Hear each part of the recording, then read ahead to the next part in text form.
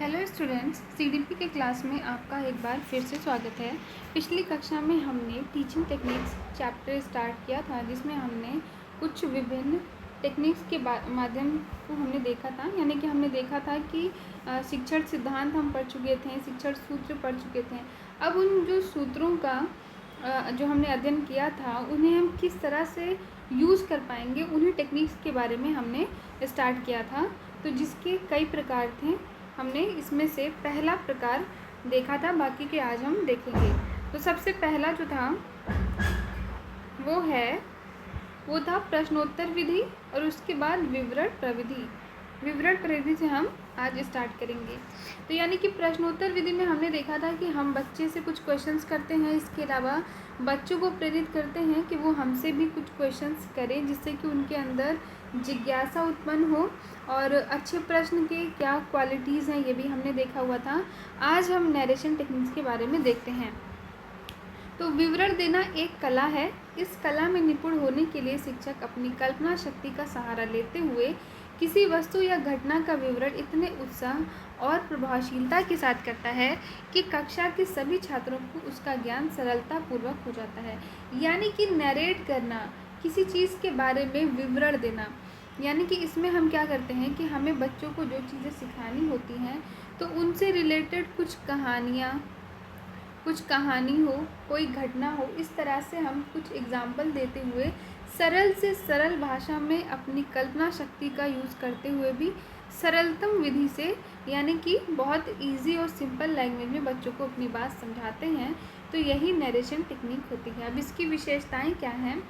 तो विवरण प्रविधि में अध्यापक बालकों के समक्ष विवरण प्रस्तुत करता है। यानी कि जो टीचर है वो बच्चे के सामने कुछ डिटेल्स रखता है और उसके बारे में जो स्टूडेंट्स हैं, जो छात्र हैं, उनके मस्तिष्क पर स्थायी प्रभाव डालता है। इस विधि में छात्र को इतना ज्ञान प्राप्त होता है कि उन्हें अलग से किताबें पढ़ने की ज़रूरत महसूस नहीं होती। यानी कि एग्जाम्पल्स के साथ, घटनाओं के साथ, कल्पना शक्ति का उपयोग करते हुए हम ओवरऑल हर एक एस्पेक्ट के बारे में बच्चे को बता देते हैं। इसमें विषय वस्तु के प्रत्येक पक्ष पर प्रकाश डाला जाता है और पूरे तरीके से पाठ की समीक्षा की जाती है। इसमें छात्रों को पुस्तकों की अपेक्षा कम समय में आवश्यक ज्ञान प्राप्त हो जाता है। ये प्रविधि छात्रों की तार्किक शक्ति के विकास में महत्वपूर्ण योगदान देती है और उनमें जो जिज्ञासा उत्पन्न करने में भी महत्वपूर्ण भूमिका निभाती है, क्योंकि हम इसमें जो घटनाएं बताएंगे, कहानियाँ बताएंगे, तो फिर बच्चे भी उससे रिलेटेड कल्पनाएँ करेंगे, तो उनकी कल्पना शक्ति का भी विकास होगा और तर्क वितर्क करते हुए वो उनकी तार्किक शक्ति का भी विकास होगा। नेक्स्ट है इसकी सीमाएं। तो इसमें अध्यापक को सक्रिय बनाती है, लेकिन छात्र मात्र श्रोता होते हैं। यानी कि टीचर ही सारी चीज़ें बता रहा होता है और बच्चे केवल सुन रहे होते हैं। तो ऐसे में अध्यापक तो सक्रिय है, लेकिन छात्र केवल श्रोता बने हुए हैं, इतने एक्टिव नहीं हो पाते हैं। यदि इस प्रविधि वो इतने एक्टिव तब होते हैं जब उन्हें भी उतना ही बोलने का मौका मिलता है, या जैसे लर्निंग बाय डूइंग हमने पढ़ा था कि क्रिया करके सीखने में जितना बच्चा सक्रिय होता है, तो उतनी सक्रियता इसमें नहीं हो पाती है। इस प्रविधि की भाषा रोचक, बोधगम्य, शुद्ध और उपयुक्त नहीं होती, तो धीरे धीरे इसका महत्व कम होने लगता है। यानी कि टीचर जो भी एग्जाम्पल्स दे रहा है, जो भी उदाहरण दे रहा है, जो भी कहानियाँ या घटनाओं को बता रहा है, अगर वो भाषा रोचक, बोधगम्य यानी आसानी से समझ में आने लायक नहीं है, तो फिर धीरे धीरे इसका महत्व कम हो जाएगा। यानी कि इसमें भाषा का भी काफ़ी रोल है। इसमें प्रयोग के लिए विशेष दक्षता और विशिष्टीकरण आवश्यक है, वरना फिर टीचर क्या करेंगे, वो बेकार की कहानियाँ सुनाने लगेंगे अगर उनके अंदर विशिष्टता नहीं है। तो ऐसे में हर टीचर के लिए ये यूज़फुल नहीं है, बल्कि जो विशिष्ट रूप से दक्ष हैं उनके लिए ही ये हेल्पफुल होगा। इसके अत्यधिक प्रयोग से भी पाठ नीरस होने लगता है। यानी कि बहुत ज़्यादा अगर टीचर कहानियाँ ही कहानियाँ बताने लग रहा है या हर बात में उदाहरण देने लग रहा है, तो इससे भी पाठ नीरस और उबाऊ होने लगेगा। विवरण की प्रासंगिकता और पर्याप्तता के विषय में भी निर्णय लेना अध्यापक के लिए कभी कभी कठिन हो जाता है। यानी कि ये पता होना चाहिए कि कौन से टॉपिक का हमको डिस्कशन करना है, कौन से टॉपिक को हमें संक्षेप में पढ़ाना है, ये निर्णय करने की क्षमता अध्यापक में होनी चाहिए। तो कभी कभी जो नहीं हो पाती है, तो इस वजह से भी ये इसकी सीमा है। अब कुछ सुझाव हैं। शिक्षक द्वारा दिया जाने वाला कथन विद्यार्थी की आयु और मानसिक स्तर के अनुसार होना चाहिए। बार बार मैं ये चीज़ आपको बता रही हूँ कि बच्चे को जो भी पढ़ा रहे हैं वो उसके मेंटल लेवल के अकॉर्डिंग होना चाहिए, उसके क्लास के लेवल के अकॉर्डिंग ही होना चाहिए। जैसे कि आप पहले क्लास के बच्चे को अगर 5वीं क्लास की चीज़ें पढ़ा रहे हो या बता रहे हो, तो चाहे बच्चा कितना भी इंटेलिजेंट क्यों ना हो, वो उन चीज़ों को नहीं सीख पाएगा। कथन की लंबाई बहुत ज़्यादा ना हो, यानी कि ये ऐसा ना हो कि बहुत लंबी कहानी बताने लगे। छोटी सी छोटी कहानी के माध्यम से चीज़ों को सिखाना होता है। जैसे फॉर एग्जांपल अगर हमें बच्चे को बताना है कि चोरी करना गलत है, ठीक है, तो अब इससे रिलेटेड कोई बहुत छोटी कहानी बतानी होगी, ये नहीं कि बहुत लंबा। या फिर जैसे आपने बिल्ली और बंदर की कहानी सुनी होगी, जिसमें से कि जो बिल्ले लड़ रहे होते हैं और रोटी के टुकड़े को कि कौन सा टुकड़ा मतलब बराबर है, और बंदर उसमें क्या करता है कि बराबर करने के लिए और थोड़ा थोड़ा करके बुरी रोटी खा जाता है। तो ये जैसे हमें बच्चों को सिखाना है कि आपस की लड़ाई से बाहरी वाले का फ़ायदा होता है। तो ये छोटी सी कहानी है। अब ऐसा ना हो कि आप अपने जीवन का बहुत सारा एग्जाम्पल देने लगें या फिर कोई लंबी लंबी कहानी बताने लगें। तो जो कथन है वो बहुत लंबा नहीं होना चाहिए, उसकी भाषा भी स्पष्ट सरल होनी चाहिए और बच्चों के जो मानसिक लेवल है उसी के अकॉर्डिंग होनी चाहिए। और इसमें शिक्षक को प्रश्नोत्तर प्रविधि या सहायक सामग्री का भी ध्यान रखना चाहिए। यानी कि डिस्कशन भी कर रहे हैं तो डिस्कशन के बाद भी फिर बीच बीच में या फिर बाद में क्वेश्चंस वगैरह भी पूछने चाहिए। यानी कि एक विधि में और भी विधियों का मिक्स करके उपयोग करना चाहिए। नेक्स्ट है वर्णन विधि, यानी कि डिस्क्रिप्टिव टेक्निक। तो इसमें हम विवरण में संक्षिप्त में चीज़ें पढ़ रहे थे, जबकि वर्णन में उस चीज़ के बारे में बहुत विस्तार पूर्वक पढ़ते हैं। बस यही डिफरेंस है इन दोनों में। नेक्स्ट है, अब जैसे वर्णन विधि प्रस्तुत करने के तरीके हैं चित्र और मॉडल के माध्यम से, भ्रमण करके बच्चों को घुमा करके चीज़ें बता सकते हैं, या फिर स्वयं करके या प्रयोग द्वारा। तो इसको हम नहीं देखेंगे, लगभग सेम चीज़ें हैं, डिफरेंस बस हम यहाँ पे देख लेते हैं विवरण में और वर्णन में, ये इंपॉर्टेंट है।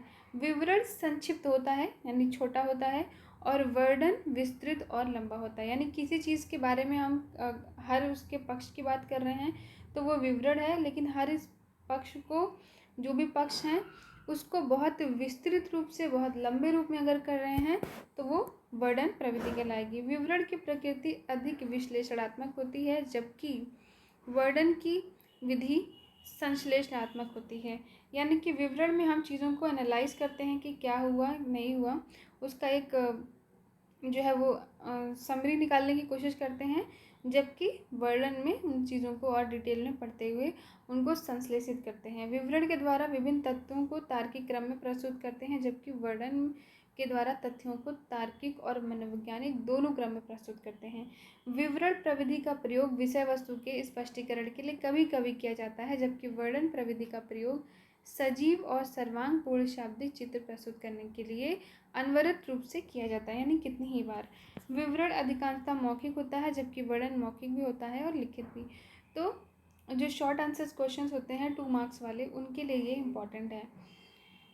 नेक्स्ट है व्याख्यान विधि या लेक्चर टेक्निक। तो जैसे अभी आप लेक्चर ही सुन रहे हैं, तो बड़े बच्चों के लिए ये सबसे बेस्ट टेक्निक होती है। व्याख्यान प्रविधि सबसे प्राचीन प्रविधि मानी जाती है, ये भी ध्यान रखेंगे। प्राचीन शिक्षा प्रणाली के अनुसार देश में उच्च शिक्षा व्यवस्था गुरुकुल में प्रदान की जाती थी, यानी कि उच्च शिक्षा के लिए ये व्याख्यान विधि बहुत ही प्रभावी होती है।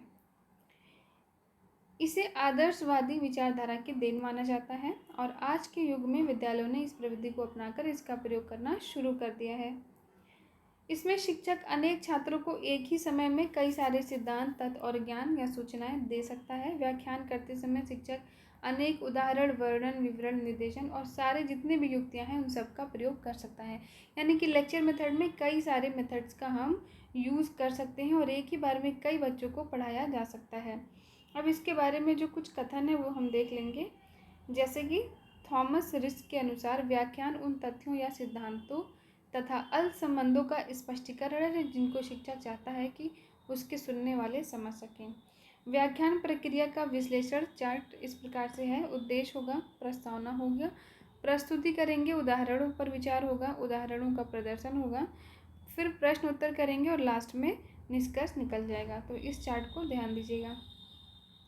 अब व्याख्यान प्रविधि का प्रयोग कब किया जाए या फिर इसका यूज़ क्या है, तो चीज़ों को समराइज़ करने के लिए, यानी कि हमने सारी चीज़ें पढ़ ली, अब उसको समराइज़ कर रहे हैं उसको संक्षिप्त में कि हमने क्या पढ़ा उसका सार निकाल रहे हैं।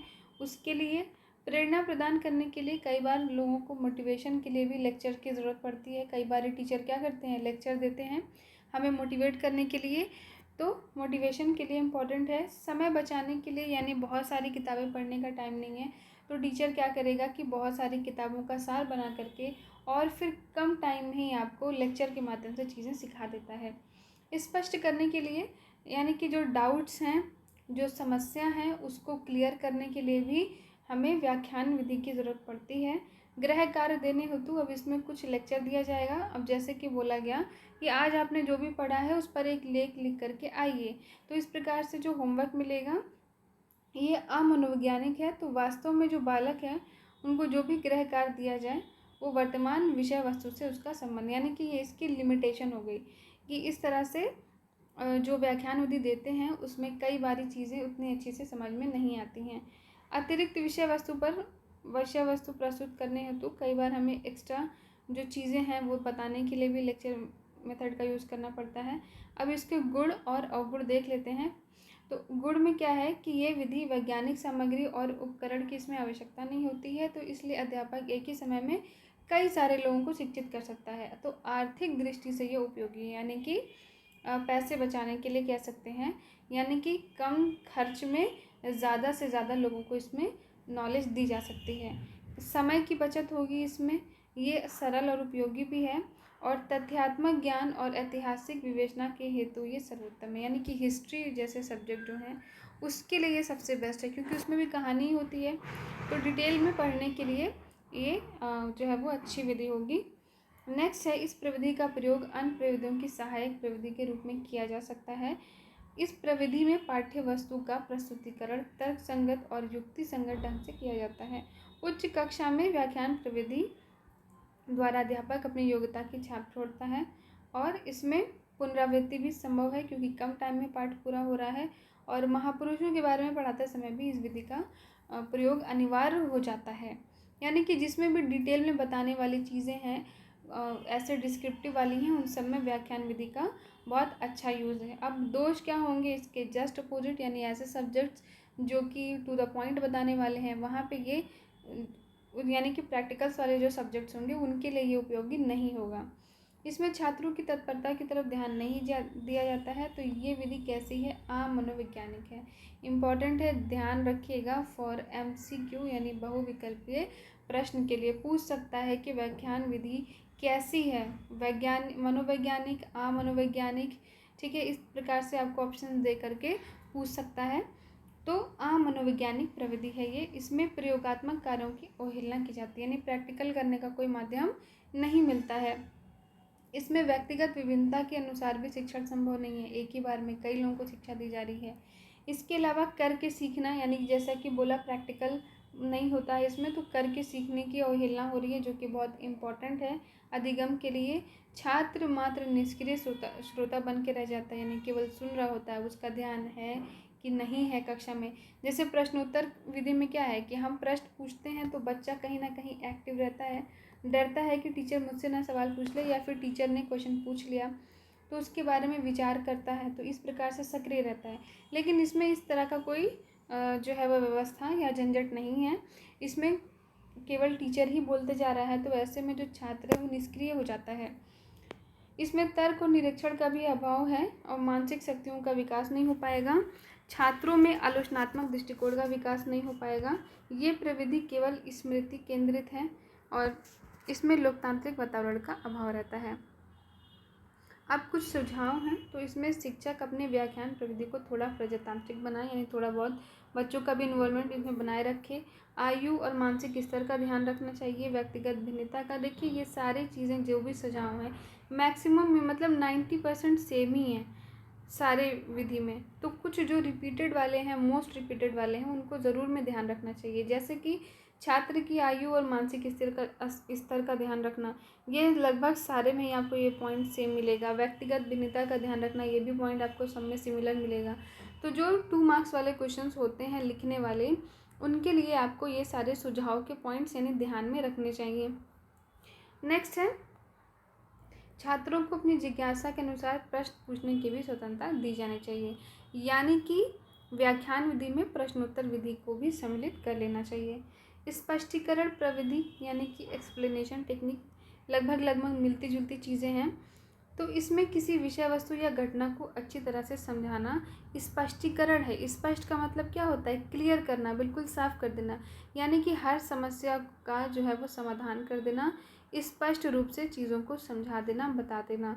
जैसे कि फॉर एग्जांपल वाणिज्य यानी कॉमर्स में डेबिट, क्रेडिट, लेजर आदि ऐसे शब्द हैं जिन्हें स्पष्टीकरण प्रविधि के द्वारा ही बताया जाता है। यानी कि पाठ पढ़ाया है, लेकिन उसके पहले इन चीज़ों को स्पष्ट करना होता है कि इसका मतलब क्या है, उसका मतलब क्या है। जैसे कि हिंदी में भी फॉर एग्जांपल पढ़ते हैं तो शब्द अर्थ, जो कठिन शब्द होते हैं उनके अर्थ बता दिए जाते हैं। नेक्स्ट है, अब इसमें भी सेम ही चीज़ें हैं तो हम नहीं पढ़ेंगे। नेक्स्ट देखते हैं कथा वाचन या कहानी कथन प्रविधि, स्टोरी टेलिंग टेक्निक्स क्या है। तो इस प्रविधि का प्रयोग छोटी कक्षाओं तक सीमित है, जिसमें कहानी विधि प्राथमिक स्तर के बालकों के लिए सर्वाधिक उपयोगी है। ये इंपॉर्टेंट है, ध्यान रखिएगा। For one liner question, MCQ question पूछ लेगा कि कहानी विधि कौन से स्तर के बालकों के लिए सर्वाधिक उपयोगी है, तो प्राथमिक स्तर पर।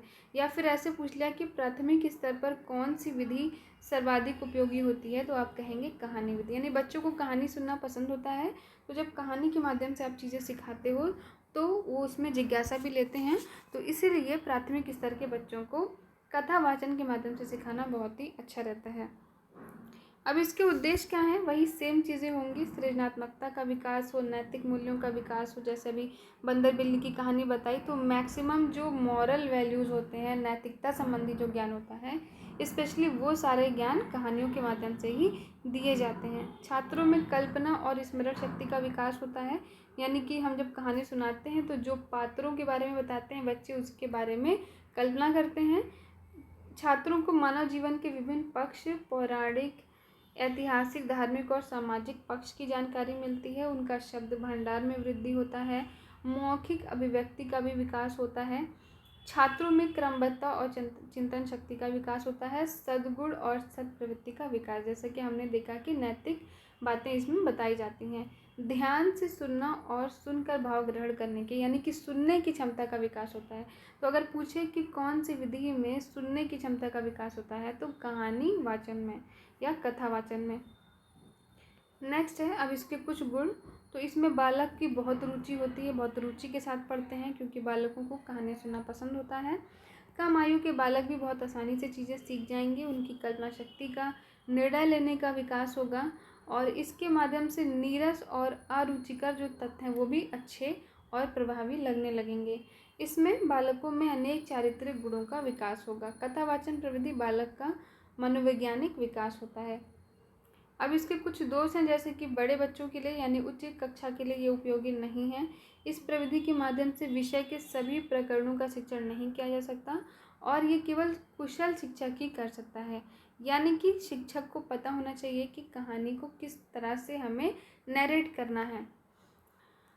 अब कुछ सुझाव हैं, वही सेम चीज़ें देखिए रिपीटेड है कि कक्ष स्तर के अनुकूल होना चाहिए, यानी कि क्लास का जो लेवल है बच्चे का, उसका मेंटल लेवल है, उसी के अकॉर्डिंग इस विधि का भी उपयोग करेंगे। भाषा स्पष्ट और सरल होनी चाहिए।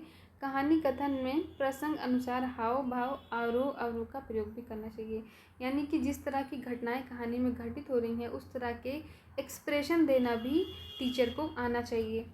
इसके साथ ही पाठ्य सामग्री का भी उचित प्रयोग करना चाहिए, और अधिगमकर्ता यानी जो सीखने वाले हैं से बोधगम्यता के प्रश्न जरूर पूछने चाहिए। यानी कि लास्ट में जो लर्नर्स हैं, जो बच्चे हैं, उनसे प्रश्न जरूर पूछना चाहिए। आपने देखा होगा कि पाठ्य पुस्तक में जब कहानी या चैप्टर ख़त्म होता है तो अभ्यास के बहुत सारे प्रश्न होते हैं, ताकि उन प्रश्नों के माध्यम से जो बच्चे ने जितना भी सीखा, पढ़ा, समझा, उनका रिविज़न हो सके और जहाँ जो डाउट हो उसको पूछ सके।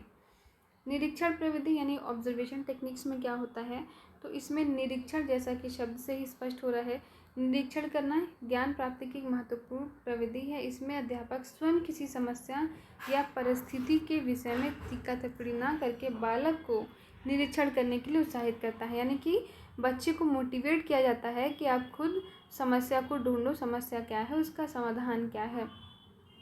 तो एक प्रकार से देखें तो ये करके सीखने वाली विधि हो गई। तो डेफिनेटली कैसी होगी, प्रभावी होगी। अब ये दो प्रकार की होती है, औपचारिक और अनौपचारिक।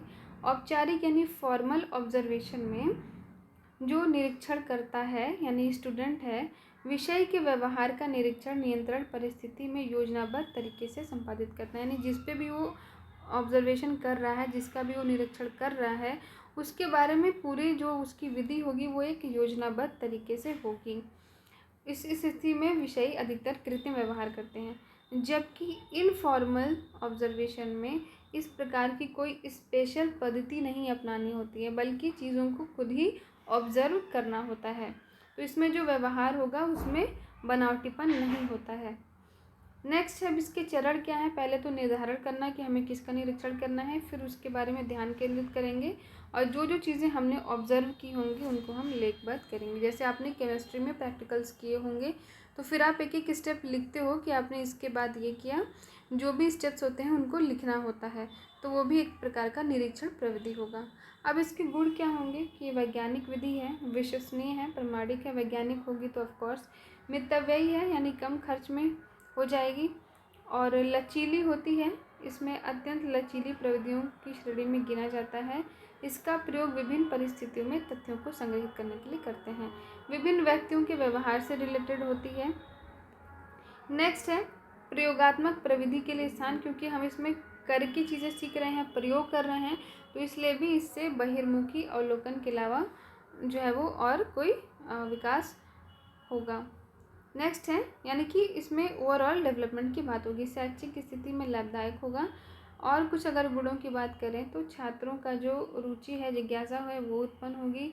चिंतन और विश्लेषणात्मक शक्ति का विकास होगा और विभिन्न कुशलताओं और आदतों का विकास होगा और छात्र और अध्यापक के मध्य में संबंध प्रगाढ़ होंगे। अब कुछ दोष हैं कि पहले तो प्रशिक्षित दर्शक होना चाहिए, यानी बच्चा निरीक्षण करके दिखा तो रहा है लेकिन जिसको दिखा रहा है वो प्रशिक्षित हो। अंतर्मुखी, यानी कि एक प्रकार से अंतर्मुखी है, क्योंकि कभी कभी दर्शक नरम हो सकता है या विषय को रियायत दे सकता है, कभी कभी कठोर हो सकता है। कृत्रिमता, यानी कि जैसा कि हमने देखा कि जो फॉर्मल विधि थी तो उसमें बनावटीपन ज़्यादा है, यानी कृत्रिमता ज़्यादा है। लंबी प्रतीक्षा करना पड़ेगा, जो भी निरीक्षण करते हैं उसका पूरा कंक्लूजन निकालने के लिए। व्यक्तिगत कुछ समस्याएं आ सकती हैं, जैसे लैंगिक अनुभव, यानी कि एक ही एक्सपेरिमेंट लड़के पे करने पे लड़की के करने पे अलग अलग रिजल्ट आ सकते हैं। अचेतन मन, किसी भी व्यक्ति के अचेतन मन को हम निरीक्षण प्रविधि द्वारा नहीं जान सकते, यानी कि हमने क्वेश्चंस पूछे तो सामने वाले ने जिस प्रकार के आंसर दिए हमने उस हिसाब से उसका कंक्लूजन निकाल लिया, लेकिन हर इंसान हर दिन उसका मूड अलग होता है, उसका दिन अलग होता है, तो उस हिसाब से हो सकता है जब आपने ऑब्जर्व किया हो तो उसका दिमाग दूसरी तरह से चल रहा हो, तो ऐसे में ये पूरी तरह से प्रभावी नहीं होती है। नेक्स्ट है उदाहरण प्रविधि, तो यहाँ से हम कल पढ़ेंगे। आज के लिए इतना ही, तब तक इनको डिटेल में पढ़िएगा और प्रैक्टिस ज़रूर करते रहिएगा, यानी कि सीरीज ज़रूर लगाते रहिएगा। आज के लिए इतना ही।